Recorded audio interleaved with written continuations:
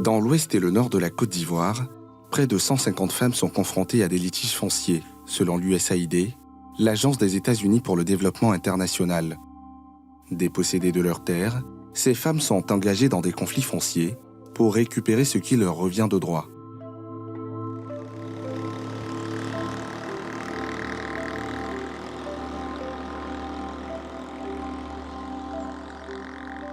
À Guinguiné, village situé à une quinzaine de kilomètres de Logoualé, Martine et sa sœur sont en conflit avec un groupe de 3 personnes qui occupent les terres de leur défunt père.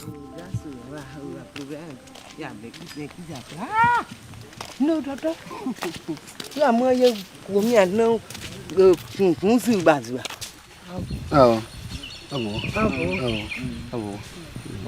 le monsieur là, on attend. C'est le monsieur là, on attend. C'est le chef de terre de Guinguiné, c'est notre frère. Alfred, le président du foncier du village, connaît bien cette histoire. Ici est un grand campement où habitaient plus de 8 frères et leurs familles. Et d'ici jusqu'à la rivière Zor, c'était leur parcelle. Donc depuis plus de 10 ans, 8 ans, 10 ans aujourd'hui, il y a ceux de Soapleu et d'Acoupleu qui se sont intégrés dans la parcelle après la mort de leur papa. Comme il y avait 2 garçons seulement parmi les filles, mais les 2 garçons ne sont plus. Les filles étaient mariées, donc la parcelle était là. Donc ils ont en profité pour rentrer. Et quand elles sont venues après, c'est devenu discours. C'est dans ça, gendarmerie, sous-préfecture, justice. Elles ont gagné le procès. Mais toujours est-il qu'il y a 2 familles, une de Soapleu, une de Dacoupleu, qui ne veut pas quitter. J'ai passé même plus de 8 tours là-bas avec les huissiers. À chaque fois, on va contrôler les coins. Ils ne veulent pas quitter, ils sont là-bas. Ils sont vraiment, vraiment agressants. Il y a d'autres mecs qui ont fusé, ils viennent à un fusil là-bas, ils viennent à machette.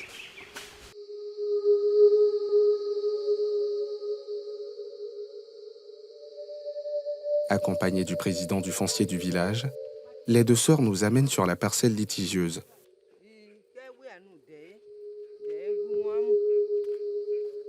C'est ici le champ. Ça va jusqu'au fond. C'est combien d'états? 51 hectares. 51 d'ici jusqu'à là-bas, 51 hectares. Toute la parcelle litigieuse, c'est 51 hectares. Elles ont gagné. Maintenant, il y a ce que la famille occupe aujourd'hui, oui, il y a pas là-dessus, c'est 28 hectares au milieu. Des 58 hectares, 51 hectares, il y a 28 au milieu que l'autre famille dit que c'est pour lui.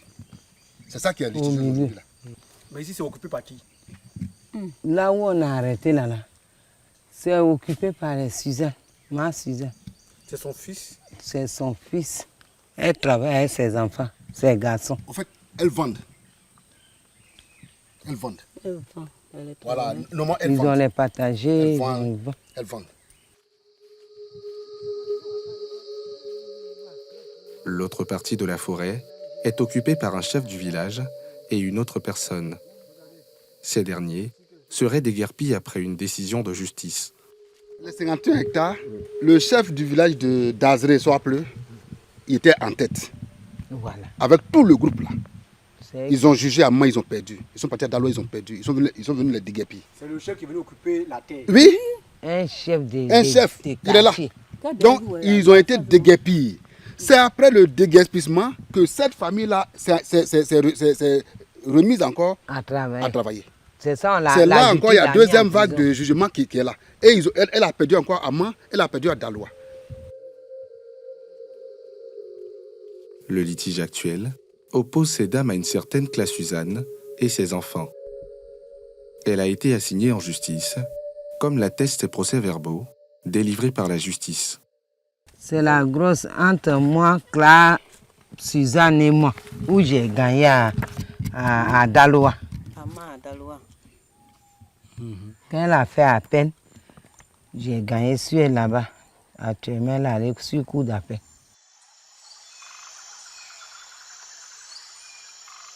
Depuis l'éclatement du conflit, elles sont constamment menacées de mort par la présumée Suzanne et ses enfants. Cette affaire a même tourné au drame.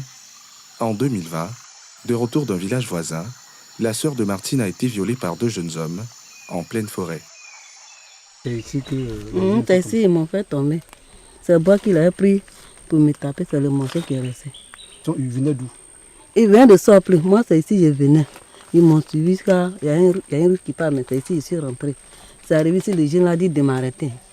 Quand il ne me suis pas arrêté, il a pris boire pour me... En temps, boire était long. Et puis il a pris pour me taper sur mon dos. C'est ici, je suis tombé. C'est ça qui est là? Oui, c'est ça qui est là. Ça, c'était long. Comme la terre a bouffé, comme la tête là est juste à cause de ça. Comme c'est vieillard, c'est ça, Comme c'est ça vieillard, là. Sinon, c'était déjà pourri. Mais quand vous êtes tombé, qu'est-ce qu'ils ont fait? Ils ont mis leurs doigts dans mon vagin. Après, ils sont sortis à moi. Et puis après ça, j'avais un mot de ventre. Quand on est parti à l'hôpital, j'avais un mot de ventre. Mon ventre coule. On a pris les médicaments pharmacie, mais toujours ça continue. Depuis lors, la femme de 58 ans peine à se remettre de ses blessures.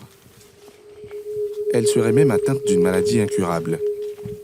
Ce crime, selon Alfred, a été causé par 2 hommes bien connus. Le petit s'appelle John Dépont Jean. Son papa s'appelle John Jean. C'est son papa qui avait commencé à planter palmier à huile. Il a fait un petit coin. Le papa est venu l'interdire. Tu n'as pas droit à planter ici. Le monsieur a arrêté. Il a arrêté il y a longtemps. Les pieds du palmier sont là même. C'est après la mort de son papa. Il était très petit. C'est après aussi la mort de son papa. Lui, il était en ville.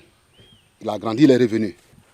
C'est lui et le fils de Maman Suzanne, les deux là qui ont violé la grande soeur ici. Là. Ces allégations sont-elles fondées?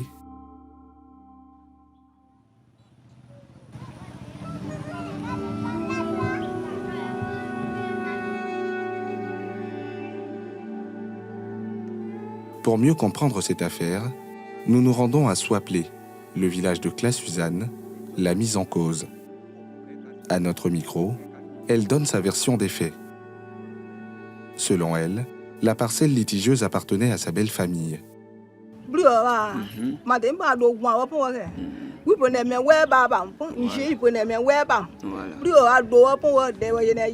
Elle dit que avant qu'elle ne vienne dans ce foyer-là, elle vient trouver son mari et ses parents là-bas.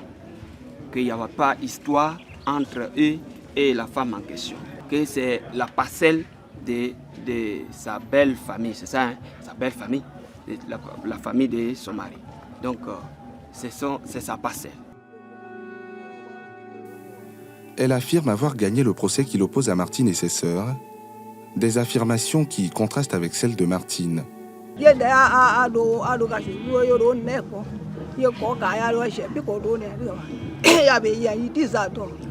Et quand la gendarmerie l'a envoyé à Lougalé en prison, et après il y a eu procès, il y a eu jugement, et c'est Amman, non?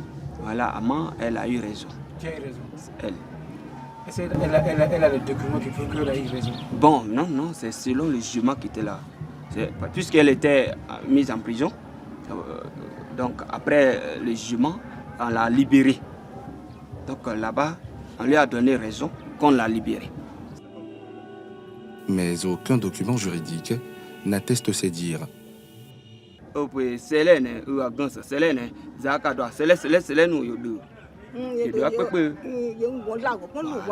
ça, je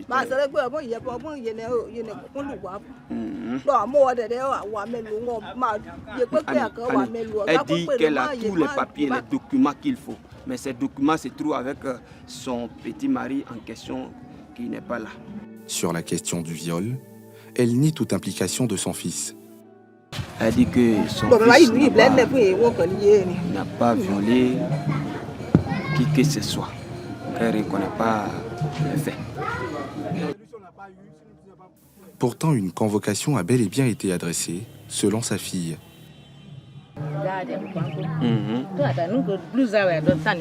Oui. Il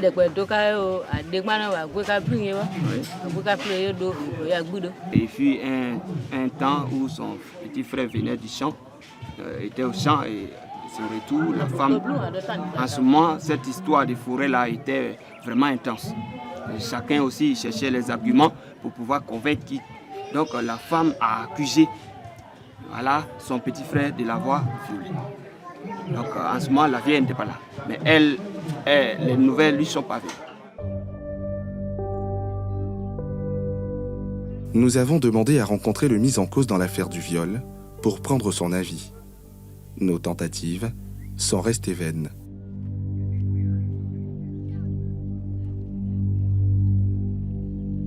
Pour plus de clarté dans l'affaire, nous décidons de rencontrer le beau-frère, celui qui détient les documents de justice. Accompagné de Suzanne, nous nous rendons à Logwalé.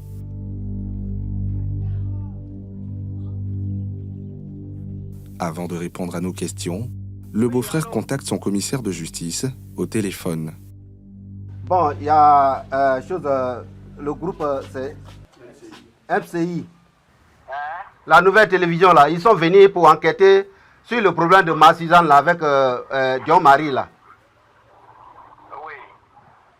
Bon, ils sont venus demander les différents papiers que nous avons vus, si nous avons gagné notre procès, ou bien si nous avons perdu notre procès. Bon, donc présentement, ils sont avec moi ici, ils ont déjà interrogé Martine. Comme c'est sur le foncier, ils sont en train de travailler. Est-ce que je peux interviewer ou bien je vais dire, ils n'ont qu'à venir chez toi? Mais moi, je suis Abidjan. C'est des choses qui se préparent. Je vais venir là, ils n'ont qu'à avertir les gens. Ah. Bon, voilà comment... On se lève pas comme ça pour aller chez les gens. Ah. Tous les documents là sont au cabinet à main là-bas. Moi, je n'ai rien dit.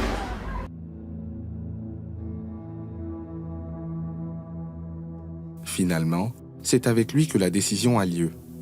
Le commissaire de justice ne nie pas les faits, mais explique qu'ils sont en attente de la décision de la Cour de cassation. Est-ce que le jugement, le procès à Man et à Daloa, qu'est-ce qui s'est passé? Parce qu'elle nous a dit qu'elle a gagné ces 2 procès avant d'aller en cassation à Abidjan. On peut gagner à Man, on peut perdre à Man et puis gagner à Daloa. Ça dépend des problèmes de foncier. Hein? Cela ne veut pas dire que si elle a gagné à Man, ou bien elle a perdu à Man, qu'elle peut perdre à Abidjan, ou bien elle peut gagner à Abidjan. Donc tout ça, ça est dans la main des gens, des magistrats, des analyses.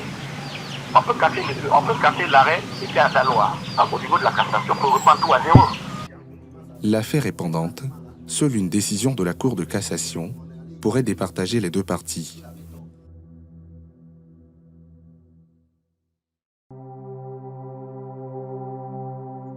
Les conflits fonciers ruraux sont récurrents dans l'ouest de la Côte d'Ivoire. Difficultés sur la délimitation des terres, non-respect des procédures foncières sont autant de problématiques liées à l'univers du foncier rural.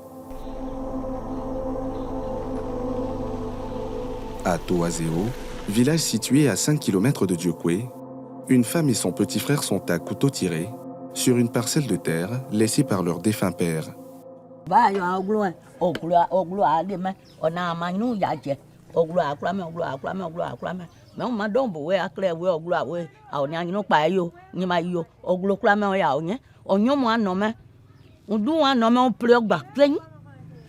dit, avant que le vieux même ne meure, là, eux-mêmes, les propres pères ne meurent, là où elle habite, où elle est actuellement, elle, c'est elle-même qui elle était depuis là, avant que son vieux ne meure, elle était à la place. Parce qu'il a dit que c'est pour elle, la partie là appartient à eux, les défunts pères.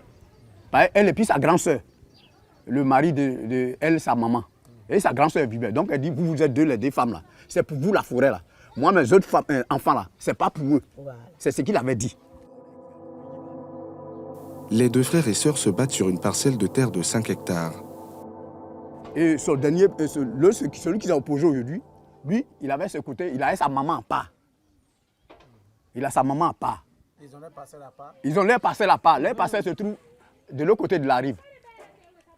Il y a une rivière appelée Koo qui les sépare. Maintenant, c'est là, ce côté-là, lui, il a tout vendu pour lui. Et maintenant, quand il est revenu, 2023, là, et puis il dit, la partie là, c'est pas pour son papa, parce qu'elle est venue au nom de leurs parents. Joséphine affirme être sujet de menaces de la part de son frère. Ce dernier lui a même interdit de mettre les pieds dans la forêt.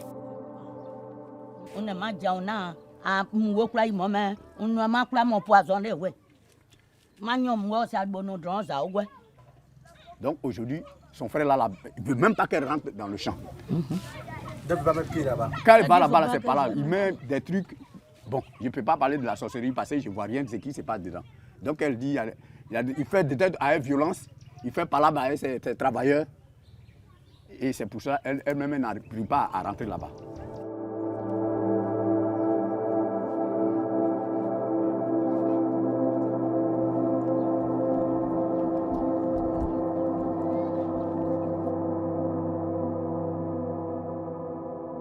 Interrogé sur la question, Gervais dit être l'héritier légitime. En l'an 2011, la guerre finit en l'an 2011, les gens venaient au village. Moi, je suis allé à Bangoulou. J'ai pris travail partagé. J'ai fait mon travail là-bas. J'ai commencé à travailler à Bangoulou. Je crois à Bangoulou, j'ai partagé mon champ. Hier, je suis revenu en l'an 2023. Maintenant, je suis revenu. Quand je viens, je suis allé sur mon terrain. Et elle s'impose. Elle dit le terrain, c'est pour ça. Le terrain de le mari de sa maman. Je dis non, ça ne se fait jamais. Je n'ai jamais vu ça dans la loi. Comment mon terrain de mon grand-père, ça va devenir le terrain de le mari de ta maman? À quelle justice tu vois, puis on dit que le terrain de mari de sa maman. Donc actuellement, moi j'ai repris ma place. Je suis mon terrain. Il faut quitter sur mon terrain. Quand tu ne veux pas, au lieu de dire petit frère, on n'a qu'à s'attendre. Tu vas s'imposer sur le terrain de le mari de ta maman. Va où se trouve le terrain de ta mari de ta maman? Toi, le mari de ta maman vient de Zionrou, va là-bas. Actuellement, sur mon terrain, j'ai mes témoins. L'homme réfute toute accusation de menace à l'endroit de sa sœur. Moi, je ne l'empêche pas. Hein. Pourquoi? Ceux qui travaillent là-bas, pourquoi je ne les empêche pas? On dit que vous les avez chassés. Il a chargé qui? Avec ceux qui travaillent là-bas. Qui? Ça c'est faux. Voilà, vous demandez les Mauriens qui travaillent là-bas. Fait chercher qui? Elle dit ces manœuvres-là. Ça c'est faux. Elle a quand même un qui travaille, moi je vais chercher là-bas. L'autre là, Jérôme, lui il travaille là-bas. Tout le temps, moi, quand il essaie de boisson, il me dit de lui laisser 1 litre. Je lui garde 2 litres, je lui garde, il boit. Pourquoi je vais lui chasser? L'intervention des guides religieux n'a pas abouti à une réconciliation.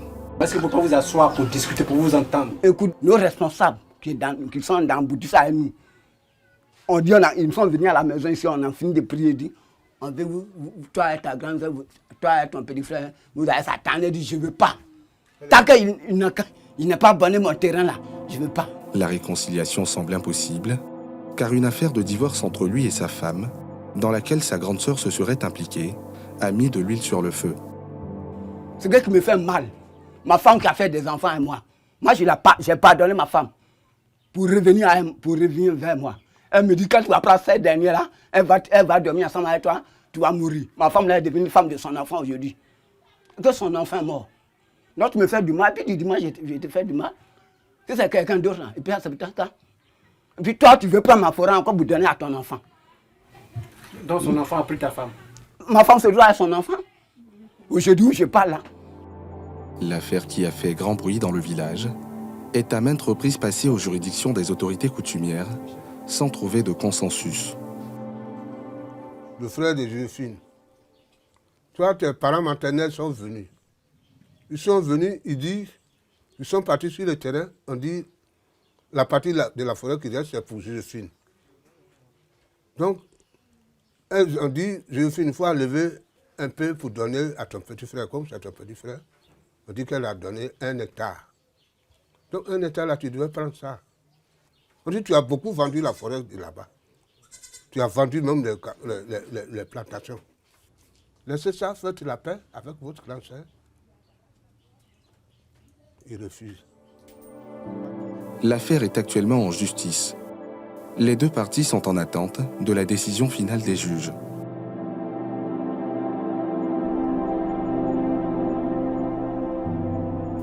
La plupart des conflits qui opposent les femmes et les hommes de même famille ont des origines coutumières.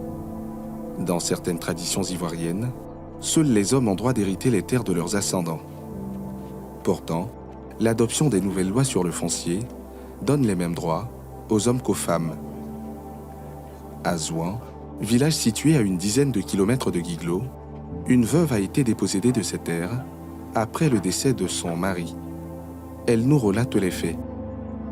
Le problème des champs là, c'est moi et mon mari on a planté. C'est nous, on est planté. Côté petit là, mon fils là. Donc aujourd'hui, mon mari là, il est mort. Moi et mon mari là, on a commencé à planter là. Lui qui parle aujourd'hui là, il a fait parler à lui. Il dit, tu as planté. Le jour qu'un champ de cacao, ça a réussi là, tu as foi. Il dit, mon mari, il ne faut pas écouter les gens quoi. On n'a qu'à partir. Donc, champ là, on est rentré là-bas là. Il a fait 1 an au Caplement. C'est banane seulement, c'est manioc seulement, il mange. De son côté, le beau-frère dit être le vrai propriétaire du champ. L'homme accuse la femme d'être à l'origine de la mort de son petit frère, dans le but de s'accaparer la parcelle. Le champ m'appartient. C'est mon champ. Mon petit frère et moi, on avait fait un travail partagé avec quelqu'un. Et puis le champ, quand le champ va, le monsieur travaille dedans. Donc le champ était, le cacao, tout c'est petit. Et puis elle a pris son frère, il a fait un braquage, il a tué mon petit frère. Son propre frère. Hein. Quand il a pris son propre frère, il allait à Guérison là-bas. Il a tué mon petit frère en braquage. Elle a pris son frère. Son frère direct. Pour faire braquage pour tuer son propre mari. Son propre mari, moi mon petit frère. Les papiers sont dedans. Pour confirmer ses dires, Alain nous montre le procès verbal élaboré par la chefferie du village sur l'affaire de meurtre. C'est le papier là qui est là. C'est le papier dit quoi? Celui qui a fait braquage et qui a tué le petit frère. C'est ça. C'est sa déclaration. Sa déclaration. Et puis ça a jugé.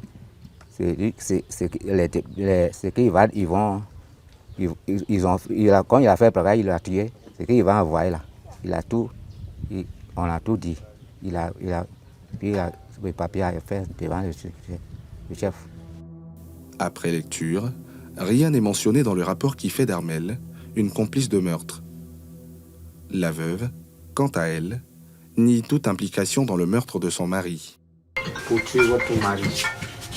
Et que c'est vous qui avez envoyé, il y a 2 personnes qui l'ont tué. Le gars qui l'a tué là, ils l'ont attrapé, il a cité ton nom et puis le nom de quelqu'un d'autre.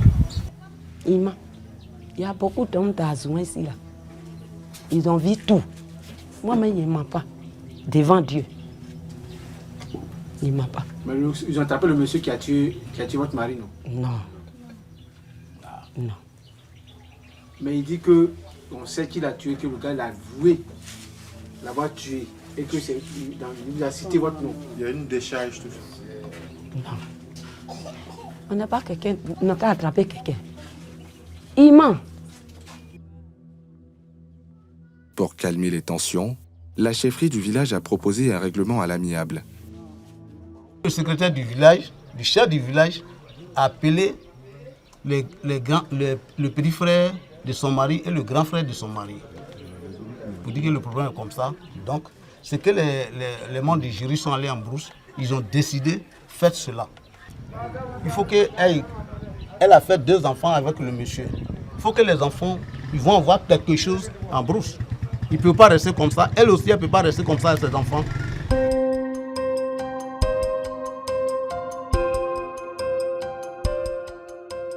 Aux dernières nouvelles, après notre passage, les 2 parties auraient trouvé un consensus.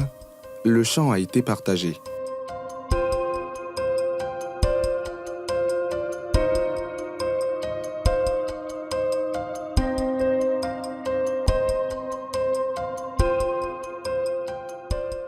Pour réduire les conflits fonciers ruraux dans ces régions, l'Agence des États-Unis pour le développement international USAID a mis en place depuis 2021 un projet à l'accès des femmes à la propriété foncière dans l'ouest et au nord du pays.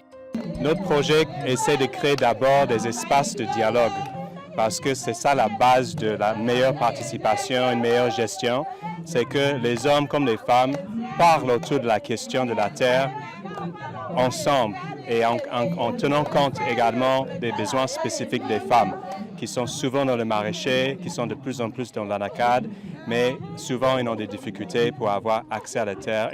Cette organisation internationale sensibilise les populations de Tiekpe, dans la sous-préfecture de Ferkessé-Dougou, sur les nouvelles lois foncières. Les chefs sont plus ouverts que peut-être on le pense.